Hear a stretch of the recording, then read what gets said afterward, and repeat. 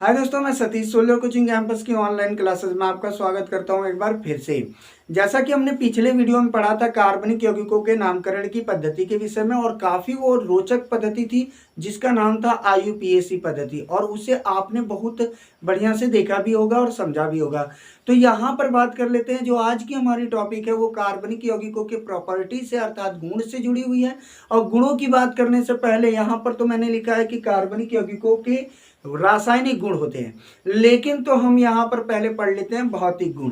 जरा ध्यान से सोचिएगा और समझिएगा, आपकी टॉपिक में तो ये शामिल नहीं है लेकिन जानना आपके लिए बेहद जरूरी है। भौतिक गुण की बात कर ले तो पहली बात आती है कि कार्बनिक यौगिक जो होते हैं वो जल में अविलेय होते हैं, प्रायः जल में अविलेय होते हैं। प्रायः का मतलब यहाँ पर यह है कि सभी पदार्थ अविलेय नहीं होते, कुछ कार्बनिक पदार्थ जल में विलेय भी होते हैं, जैसे चीनी, यूरिया, ये पानी में घुल जाती हैं। जबकि वहीं पर बात करें पेट्रोल, डीजल, मिट्टी तेल, अन्य कार्बनिक ईंधनों की, तो वो पानी में घुलते नहीं हैं। आपने मच्छर मारने के लिए अपने पास जो पानी इकट्ठा रहता है गड्ढे उड्ढे में, उसमें तेल को डालकर देखा होगा, चाहे वो कोई भी तेल हो, आप कभी ट्राई करिएगा, पाएंगे क्या कि वो पानी की सतह पर तैरता ही रह जाता है, चाहे उसको कितना हो आप घोल लें। तो इससे ये क्लियर होता है कि कार्बनिक पदार्थ जो होते हैं वो जल में विलेय नहीं होते। अब दूसरी बात आती है कि कार्बनिक पदार्थों का जो विलयन होता है वो विद्युत का कुचालक होता है। ऐसा क्यों होता है? तो इसका रीजन होता है, कार्बनिक पदार्थों के विलयन में आयन नहीं होते। आयन कितने प्रकार के होते हैं? तो दो प्रकार के, प्लस और माइनस। तो कार्बनिक पदार्थों का आयनन नहीं होता, इसीलिए इनके विलयन विद्युत के क्या होते हैं? कुचालक होते हैं। तो जो कार्बनिक यौगिक होते हैं वो सहसंयोजी होते हैं, और सहसंयोजी बंध बने होने के कारण इनमें इनका गलनांक और क्वथनांक क्या होता है? कम होता है। हीरे की बात मैं नहीं कर रहा हूँ, उसका गलनांक काफी उच्च होता है, लेकिन सामान्यतः जितने भी कार्बनिक यौगिक होते हैं उनके गलनांक और क्वथनांक क्या होते हैं? आयनिक यौगिकों से कम होते हैं। आयनिक और सहसंयोजी यौगिक क्या होते हैं? ये पिछले वीडियो में पढ़ाया गया है, आप पीछे की वीडियो देखते रहिएगा, सारी चीजें डाउट्स आपके क्लियर होते चले जाएंगे।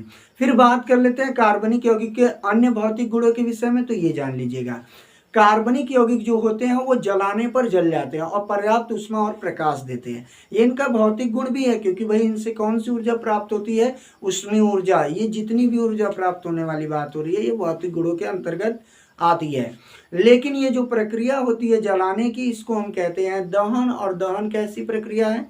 रासायनिक प्रक्रिया है। आज की जो हमारी टॉपिक है वो है आपकी कार्बनिक यौगिकों के रासायनिक गुण, और जिसमें हम देखेंगे पहली पॉइंट क्या आपकी? दहन। और दहन होता क्या है तो इसे भी देख लीजिए। किसी पदार्थ का वायु के साथ क्रिया करके जलना क्या कहलाता है? दहन कहलाता है। और लेकिन तो यहाँ पर बात किसकी की जा रही है? कार्बनिक यौगिकों की। तो कार्बनिक यौगिकों में किसी भी कार्बनिक यौगिक को अगर आप लेते हैं तो अगर वो वायु से क्रिया करके जलता है तो उस क्रिया को हम क्या कहेंगे? दहन कहेंगे। तो इस बात का ध्यान रहे, कार्बन सिर्फ सजावट या सौंदर्य सामग्रियों में ही नहीं प्रयोग होता, इसका काम आग लगाने में भी होता है। मतलब कार्बन एक दाह्य पदार्थ है।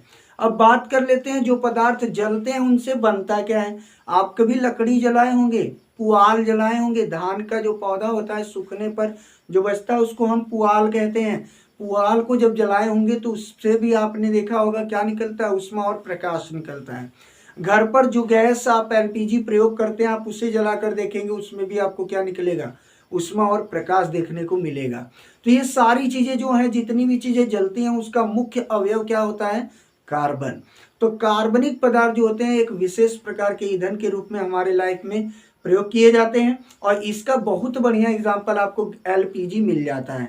और ईंधन जो होते हैं वो गाड़ियों में भी प्रयोग होते हैं, जैसे पेट्रोल, डीजल, ये सब चीजें हो गई। मिट्टी तेल से भी बहुत से इंजन चलाए जाते हैं।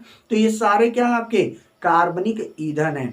और ये ईंधन जब जलते हैं तो क्या निकालते हैं? पर्याप्त ऊष्मा निकालते हैं और पर्याप्त प्रकाश उत्पन्न करते हैं। तो आइए देखते हैं एक एग्जाम्पल द्वारा। अगर मान लीजिए कार्बनिक यौगिक में हमने मेथेन को जलाया, CH4 होता है, किसके साथ भैया? ऑक्सीजन के साथ। तो ये जलने पर बनाता है कार्बन डाइऑक्साइड प्लस जल और साथ में ऊष्मा और प्रकाश। ऊष्मा और प्रकाश। अब एक बात का यहीं पर ध्यान दीजिएगा, मैंने आपको पहले भी पढ़ाया था कि जब कोई पदार्थ जलता है तो उसमें ऊष्मा उत्पन्न होती है, और ऊष्मा उत्पन्न होने के कारण अभिक्रिया को क्या कहा जाता है? ऊष्माक्षेपी अभिक्रिया। तो किसी भी पदार्थ के दहन से ऊष्मा निकलती है, इसीलिए दहन एक कैसी प्रक्रिया है? ऊष्माक्षेपी प्रक्रिया है। यहाँ पर आपने मेथेन को ऑक्सीजन के साथ जलाकर कार्बन डाइऑक्साइड और जल को बनाया है। संतुलित कर लीजिएगा हाइड्रोजन और ऑक्सीजन को। देखिए हाइड्रोजन यहाँ 4 है, यहाँ 2 है, तो यहाँ हम 4 कर देते हैं। देखिए 2 का गुणा करेंगे 4 हो जाएगा, यहाँ 4 है। कार्बन 1 है, कार्बन 1 है। ऑक्सीजन 2 इसमें और 2 यहाँ पर है। कुल ऑक्सीजन कितनी है? 4 है। तो यहाँ हम आगे कितने का मल्टीप्लाई कर देंगे? 2 का। तो देखिए 2 दूना 4 हो जाएगा ना। तो इस तरह हम कार्बनिक यौगिकों का दहन समझ सकते हैं कि कार्बनिक यौगिक जब जलते हैं तो कार्बन डाइऑक्साइड बनती है, जल वाष्प बनती है, ऊष्मा बनती है और प्रकाश निकलता है। ये चीजें होती हैं कार्बनिक ईंधन के दहन से। ठीक है, अब देखते हैं ऑक्सीकरण को। ऑक्सीकरण क्या होता है? तो मैंने पहले चैप्टर में आपको पढ़ाया था, किसी पदार्थ से ऑक्सीजन का जुड़ना क्या कहलाता है? ऑक्सीकरण कहलाता है। तो सेम प्रोसेस यहाँ पर भी होगा। कोई हम कार्बनिक पदार्थ ले लें और उसमें ऑक्सीजन को क्या कर दें? ऐड कर दें, तो वो प्रक्रिया हमारी क्या हो जाएगी? ऑक्सीकरण। सपोज मान लीजिए हम ले लेते हैं एथिल एल्कोहल को। तो एथिल एल्कोहल का फार्मूला होता है CH3CH2 और सिंगल बॉन्ड OH। ये आपका हो गया एथिल एल्कोहल। हम इसे C2H5 भी लिख सकते हैं, OH, C2H5 और OH।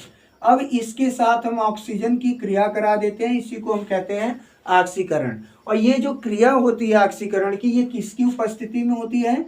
तो क्षारीय पोटेशियम परमैंगनेट KMnO4 और या तो अम्लीय पोटेशियम डाइक्रोमेट K2Cr2O7 होता है फार्मूला इसका। इसकी उपस्थिति में जब इसकी क्रिया करवाते हैं, किसकी? ऑक्सीजन की एथेनॉल के साथ, जिसे हम एथिल एल्कोहल भी कहते हैं, तो इस क्रिया में आपका बन जाता है CH3COOH और प्लस H2O। मतलब क्या हो गया कि इसका ऑक्सीकरण होने पर ये बदल जाता है किसमें? एसिटिक अम्ल में। और इसका नाम जल्दी से भाई कमेंट बॉक्स में लिखिएगा, क्या होता है? IUPAC नाम तो लिख दीजिएगा। यहां पर मैं इसका नाम लिख देता हूं एसिटिक अम्ल। और ये तो आपका जल है, जल वैसे जलवाष्प के रूप में भी लिख सकते हैं। और ये आपका एथेनॉल है या एथिल एल्कोहल है, जिसे जानते रहिएगा पहले से ही। और इसकी क्रिया हमने किससे करवाई है? ऑक्सीजन से, तो इसीलिए वहां पर क्या लिखा गया है? O लिखा गया है। तो ये हो गई हमारी ऑक्सीकरण प्रक्रिया।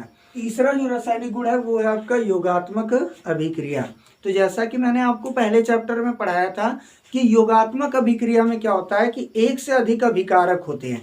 सपोज मान लीजिए आपका A हो गया प्लस B हो गया प्लस C हो गया डॉट डॉट डॉट, और ये परस्पर जब क्रिया करते हैं और सिर्फ एक उत्पाद बनाते हैं, मान लीजिए क्या बना लिया? Z, तो ऐसी अभिक्रिया को हम कहते हैं योगात्मक अभिक्रिया, जिसमें कई पदार्थ मिलकर सिर्फ एक पदार्थ का निर्माण करते हैं। तो उसी तरह ये जो कार्बनिक यौगिक होते हैं, इसमें जो असंतृप्त हाइड्रोकार्बन होते हैं या असंतृप्त जो कार्बनिक यौगिक होते हैं, वो कैसी अभिक्रिया देते हैं? योगात्मक अभिक्रिया।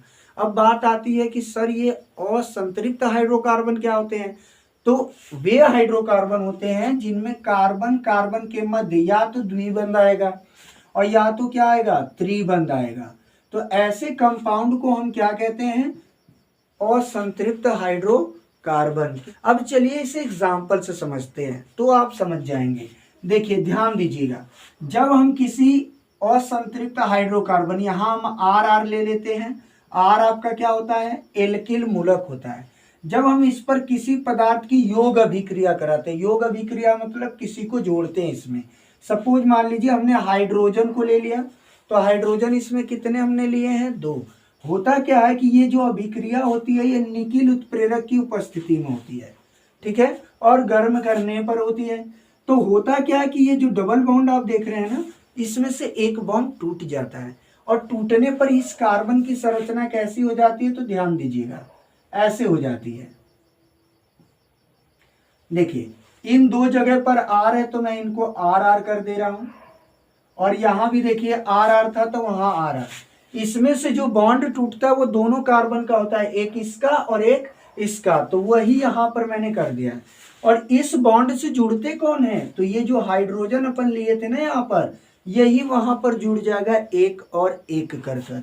देखिए यहां पर और यहां पर।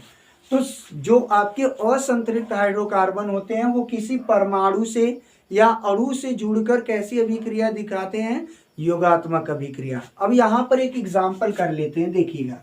हम यहाँ पर ले लेते हैं एथिलीन गैस। एथिलीन का सूत्र होता है C2H4 होता है। तो देखिए C2 हम ले लिए और H4, तो देखिए यहाँ पर 2H है यहाँ पर, और इसकी क्रिया किसके साथ करा देते हैं, हाइड्रोजन गैस के साथ। तो जब कराते हैं तो किसकी उपस्थिति में होगा, निकिल। और उत्प्रेरक, निकिल को उत्प्रेरक कहते हैं। उत्प्रेरक वे पदार्थ होते हैं जो अभिक्रिया के वेग को या तो बढ़ा देते हैं और या तो घटा देते हैं। जैसे आप शरारत कर रहे होते हैं और आपके मम्मी पापा कमरे में आ जाते हैं, तो फिर आपकी शरारतों की स्पीड बढ़ जाती है या घट जाती है।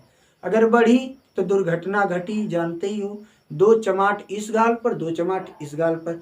तब भी माता पिता को अगर फुर्सत मिली तो पीठ पर भी 2-4 रख देंगे। तो कृपया सावधानी से क्या करें, खुरापात करें कमरे के अंदर भी, ठीक है ना। नहीं तो जहाँ ध्यान हटा ना, दुर्घटना घट जाएगी। तो यहाँ पर बात जो की जा रही है उसको देखिएगा। तो ये बॉन्ड मैंने क्या बताया, टूट जाता है। टूटने के बाद क्या होता है कि इसमें पहले से तो 2 हाइड्रोजन जुड़े हैं भाई, ठीक है। और इधर भी देखिए, इनसे भी, इस कार्बन से भी 2 हाइड्रोजन जुड़े हैं। अब जो ये कार्बन की एक नई वैलेंसी खाली हो गई, उससे क्या जुड़ जाता है, ये हाइड्रोजन। एक यहाँ पर जुड़ जाता है और एक यहाँ पर। तो ये बनता क्या है, तो ध्यान दीजिएगा। ये मैंने एग्जांपल में क्या लिया था, एथिलीन गैस, जिसको हम IUPAC नेम में एथीन कहते हैं। और यहाँ पर जो ये बना है, इसमें 2 कार्बन है और सारे सिंगल बॉन्ड है, तो ये आपका क्या है, एथेन है। और आप यहाँ पर देख रहे होंगे क्या कि एक पदार्थ तो ये हो गया और दूसरा पदार्थ ये हो गया। ये दोनों पदार्थ मिलकर एक ही पदार्थ का निर्माण कर रहे हैं। ये देखिए आपस में सब जुड़े हुए हैं ना, तो ये आपका एक ही कंपाउंड हुआ, कोई दूसरा कंपाउंड नहीं हुआ। ये क्या है आपका, एथेन। तो जब एक से अधिक पदार्थ मिलकर केवल एक उत्पाद बनाते हैं तो ऐसी अभिक्रिया को हम योगात्मक अभिक्रिया कहते हैं। और ये किसमें नेचर पाया जाता है, असंतृप्त कार्बनिक यौगिक में। तो ये भी तो एक गुण हो गया। अब एक बात यहाँ पर और समझ लीजिएगा ध्यान से, यही क्रिया हम किसके साथ कराते हैं, वनस्पति तेल के साथ।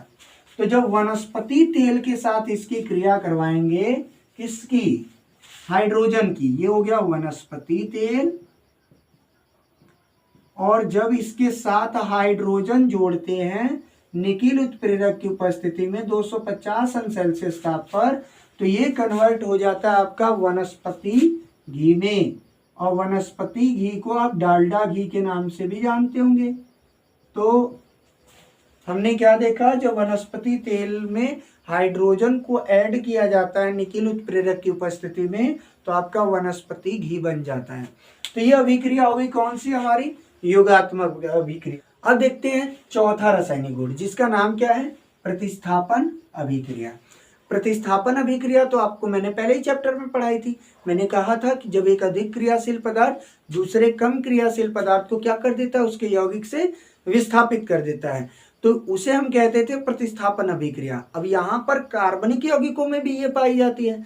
इसका मतलब कार्बनिक यौगिक में भी किसी परमाणु अणु का क्या होगा, विस्थापन होगा। और किसके द्वारा होगा, अधिक क्रियाशील पदार्थ द्वारा। तो उस अभिक्रिया को हम क्या कहेंगे, कार्बनिक यौगिकों की प्रतिस्थापन अभिक्रिया। जैसे सपोज एक एग्जांपल देखिएगा, CH4, इसकी जब क्रिया क्लोरीन के साथ कराई जाती है, ये तो आपका मेथेन है ना, आपने तो इसे बहुत बार देखा होगा।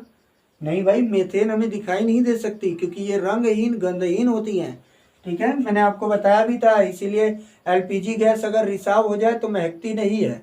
आप कहेंगे सर क्या उल्टा सीधा पढ़ा रहे हैं, नहीं महकती है, लेकिन उसमें एथिल मरकेप्टन मिलाया जाता है, C2H5HH SH, मतलब C2H5SH, ठीक है।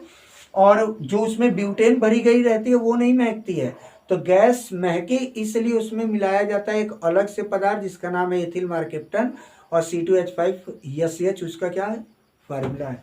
यहाँ बात हो रही है मेथेन की। जब मेथेन की क्रिया किसके साथ कराई जाती है, क्लोरीन के साथ, और किसकी उपस्थिति में, सूर्य के प्रकाश की उपस्थिति में।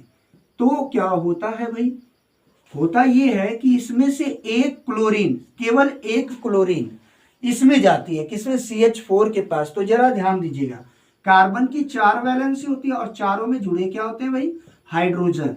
जब चारों में हाइड्रोजन जुड़े हैं और क्लोरीन आएगी तो किसी एक हाइड्रोजन को हटाएगी तभी तो जुड़ेगी। तो यहां से मान लीजिए किसी एक हाइड्रोजन को हटाकर स्वयं जुड़ जाती है, तो इससे जो हाइड्रोजन यहां से हटा वो बचा है कि नहीं, बचा है ना। और 2 Cl में से एक Cl यहां जुड़ा है तो एक Cl बचा है, तो ये यहां पर हो गया HCl। इसी चीज को हम वहां लिख देते हैं क्या, CH3, क्योंकि एक H निकल गया है तो 4 की जगह क्या हो जाएगा, 3, और एक क्लोरीन जुड़ गई और साथ में क्या हो गया, HCl।